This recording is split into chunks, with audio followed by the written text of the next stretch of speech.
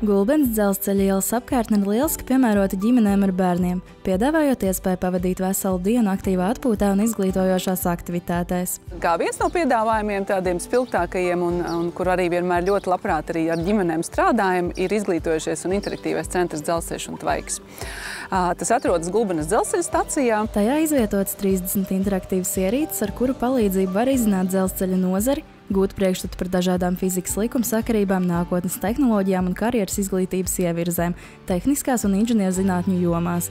Savukārt ģimenes, kas šo centru apmeklēs līdz 12. decembrim, piedalīsies izlozē. Pēc tam decembrī 3 laimīgās ģimenes tiks pie balvām sadarbībā ar Zinātnes centru Ventspilī Vizijum, ar Kosmosa izziņas centru Cēsīs un ar Zinātnes centru AHA Tartu. Draudzējamies ar šiem centriem, jo esam ļoti līdzīgi arī pēc piedāvājuma, un tāpēc gribam dot iespēju mūsu apmeklētājiem arī skatīt citus centrus. Pēc centra apmeklējuma ikvienam ir iespēja izbraukt ar elektrovilcienu, lai iepazītu Gulbenes pilsētas attīstību, baudītu glaznainus skatus, atklājot jaunas vietas un stāstus par pilsētas vēsturi un kultūru. Elektrovilcieniņš izbrauc pa visu Gulbeni. Tā ir nepilnas stundas gara ekskursija. Sākums ir šeit pie Gulbenes dzelzceļa stacijas. Tad vilcieniņš dodas pa visu pilsētu līdz pat otram mūsu pilsētas vēsturiskajam centram, kas ir Vecgulbenes muižas teritorija. Un tad apgriežas riņķī un dodas arī atpakaļ pa citiem ceļiem. Izzinot gan industriālo mantojumu, gan dabas piedāvājumu pilsētā, skatot arī šīs jaunās ēkas, kas ir būvētas pilsētā pēc tam līdz ar pilsētas attīstību.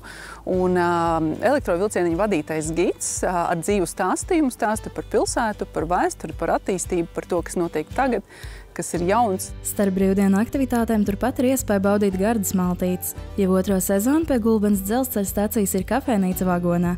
Tas ir īpaši radīts ēdināšanas pakalpojums, kas darbojas kā ģimenes bizness, kur katram ir sava loma šajā uzņēmējdarbībā. Mamma Linda ir boss un atbild par visu ēdienu sagādi un vispār kafejnīcas darbību. Tētis Edgars ir pirmais vienmēr, kas nodegustē jaunāko piedāvājumu, un viņš vienmēr ir tas, kas nosaka, kas tad tālāk aizies kafejnīcas ēdienkartē.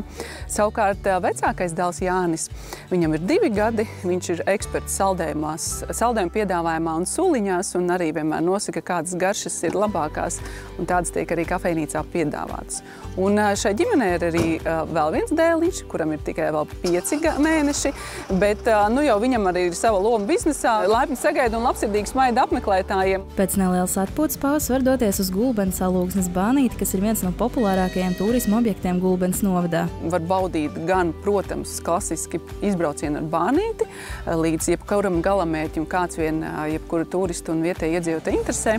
Var apskatīt depo, doties ekskursijā, var izbraukt ar drezīnām un arī tikpat labi piemērots ģimenēm, jo var aktīvi darboties kā pieaugušie tā bērni, un kas arī ikdienā to pierāda, ka visiem arī patīk. Blakus dzelzceļa ielas teritorijā atpūtu var papildināt un noslēgt ar aktīvu pārgājienu pa Emzes un Spārītes parku. Parkā ir radītas 3 pastaigu takas, dažāda garuma, dažādas sarežģītības pakāpes, marķētas, līdz ar to apmaldīties nevar, jo parks ir ļoti liels.